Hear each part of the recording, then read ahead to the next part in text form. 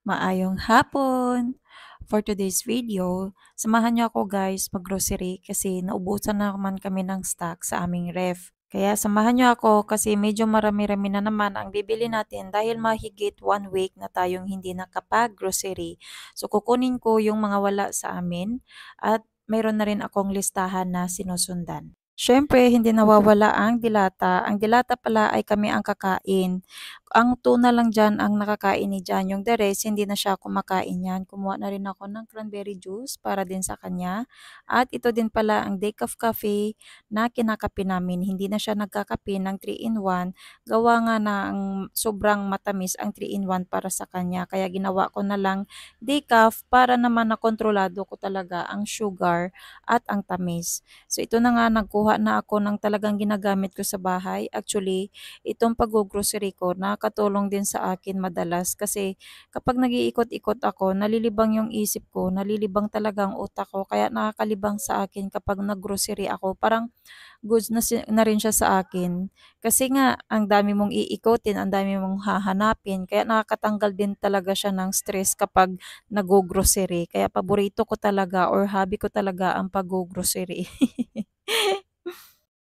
Marami nga ang nagsasabi sa akin na hindi daw healthy ang mga pinapakain ko kay Jan.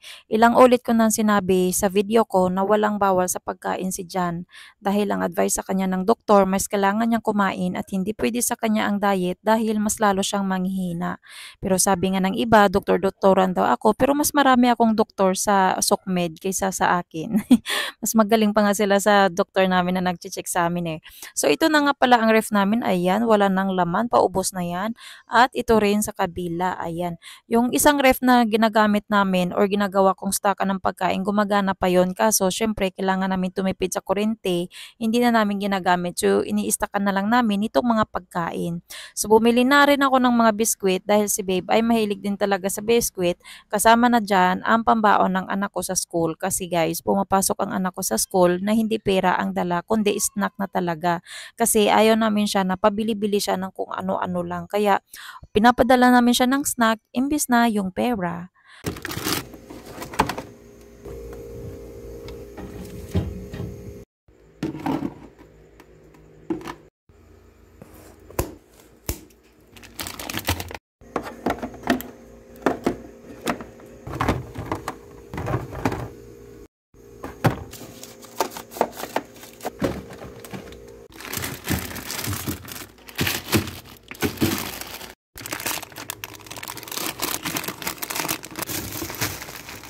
At ito na, puno na siya ulit. Ayan, maganda na siyang tingnan kasi punong-puno na ulit.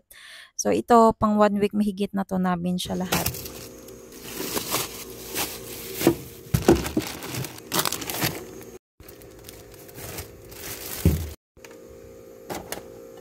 Ayan, natapos na rin ako mag-organize dito sa isa. O, di ba? Maganda na tingnan. Gano'n na rin dito sa kabila. Puno na rin siya.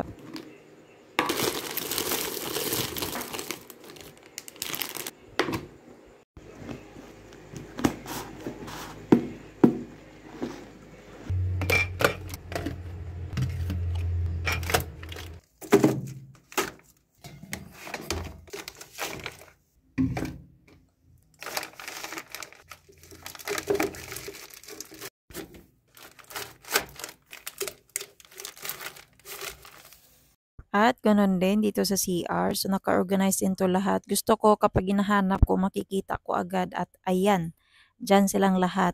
'Di ba, naka-organize. Maganda, parang ako lang. And after ko nga nag-organize lahat-lahat, sobrang init. Tingnan niyo naman ang pawis ko. Grabeng init talaga 'no. Alam niyo yung uulan sunod-sunod na araw tapos iinit. Tapos yung init parang singaw sa lupa na yung parang nag-ulan pa rin. Gano'n yung init ngayon. At dahil late na ako natapos mamili, nag-order na lang din ako ng food for takeout para sa kanila. Pagkatapos, nag-TikTok na ako. Ito lang ang libangan ko sa ngayon. Hanggang sa muli!